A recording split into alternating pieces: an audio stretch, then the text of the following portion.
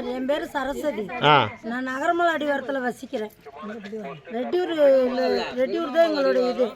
நாங்கள் வந்து கலெக்டர் ஆஃபீஸுக்கு 25 வருஷமாக நாங்கள் இந்த ஊரில் குடியிருக்கிறோம். நாங்களும் பட்டான்னு எத்தனையோ டைம் நாங்கள் கொடுத்துட்டு மனு கொடுத்தோம்.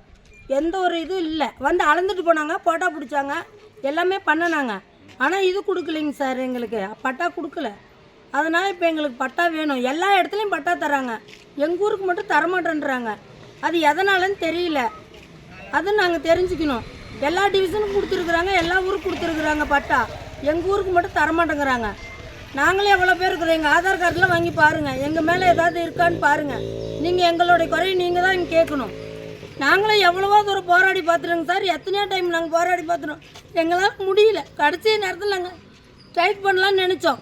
அப்புறமேட்டு தான் சார் இருந்துட்டு இது மாதிரி பேட்டி கொடுங்கன்னு சொன்னாங்க. ஏன்னா எங்களால் முடிஞ்ச அளவுக்கு நாங்களும் போராடி பார்த்துட்டோம். நீங்கள் தான் அதுக்கு ஏதாவது எடுத்து இது பண்ணணும். அடுத்த கட்டமாக காவல்துறை வந்து இதில் வந்து நிற்கக்கூடாது, ரோட்டில் வந்து நீங்கள் சாலை மறியல் பண்ணக்கூடாது, அதை நாங்கள் தான் பாதுகாப்பு இது பண்ணணும் அப்படின்னு சொன்னார் சார். நாங்கள் வந்துட்டு என்ன பண்ண போகிறோம், கலெக்டர் ஆஃபீஸுக்கு போய் எங்களுடைய முடிவு உண்ணாவிரதம் இருக்க போகிறோம். நாங்கள் உண்ணாவிரதத்தை இருக்க போகிறோம், எல்லாருமே உண்ணாவிரதம் இருக்க போகிறோம். அப்பயாவது எங்களுக்கு கொடுப்பாங்களா? நாங்கள் செத்த வேட்டியாவது அந்த பட்டா வாங்கி என் பிள்ளைங்க அந்த வீட்டில் குடியிருக்கட்டும். உங்கள் பேருமா? என் பேர் சரஸ்வதிங்க சார். ஓகே.